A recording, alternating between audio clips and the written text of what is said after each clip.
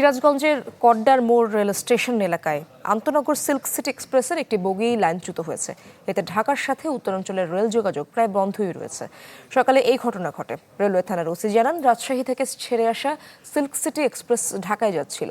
Kodda rail স্টেশনে পৌঁছালে ৬ নম্বর বগি লাইনচ্যুত হয়।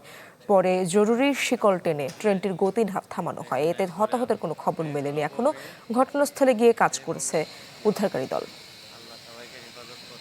আরে ওইটা না, ওইটা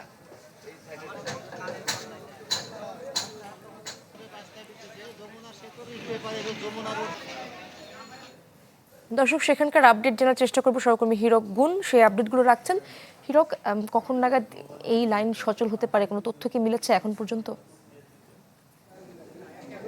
যে আমাদের কাছে এখন পর্যন্ত যেটি তথ্য আমরা পেয়েছি, রেল কর্তৃপক্ষ যেটি বলছে যে উদ্ধারকারী যেটি ট্রেন সেটি কিন্তু খুব কাছাকাছি এসে পড়েছে। খুব অল্প সময়ের মধ্যেই উদ্ধারকারী ট্রেনটি এই ঘটনাস্থলে আসবে। তবে এখন পর্যন্ত কিন্তু সেটি আসেনি এবং ঠিক সকাল 11টায় রাজশাহী থেকে ছেড়ে আসা যেটি আন্তনগর সিল্ক সিটি এক্সপ্রেস ট্রেনটি একটি কড্ডার মোড় রেল স্টেশনে এসে তার একটি বগি কিন্তু লাইনচ্যুত হয়।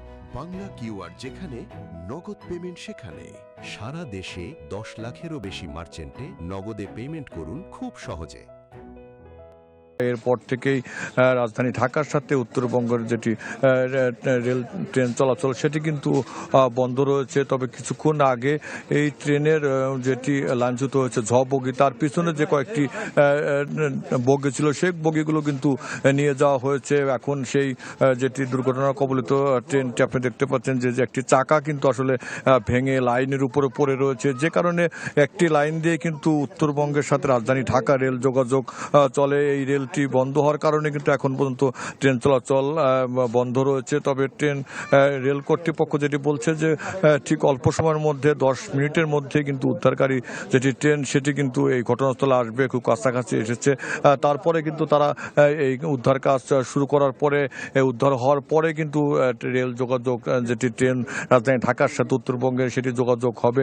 তবে সকাল থেকে আজকে কিন্তু সিরাজগঞ্জে থেমে থেমে বৃষ্টি হচ্ছিল, যে কারণে যারা সাধারণ যাত্রী তাদের কিন্তু একটি চরম দুর্ভোগ পোহাতে হয়েছে। অনেকে আবার তারা সড়ক পথে চলে গেছে, অনেকে এখনো পর্যন্ত কিন্তু ট্রেনের অপেক্ষা করছে। এখন পর্যন্ত কিন্তু এই উদ্ধারকারী ট্রেনটি ঘটনাস্থলে আসেনি এবং কাজ শুরু করেনি, যে কারণে ট্রেন চলাচল কিন্তু এখন পর্যন্ত বন্ধ রয়েছে।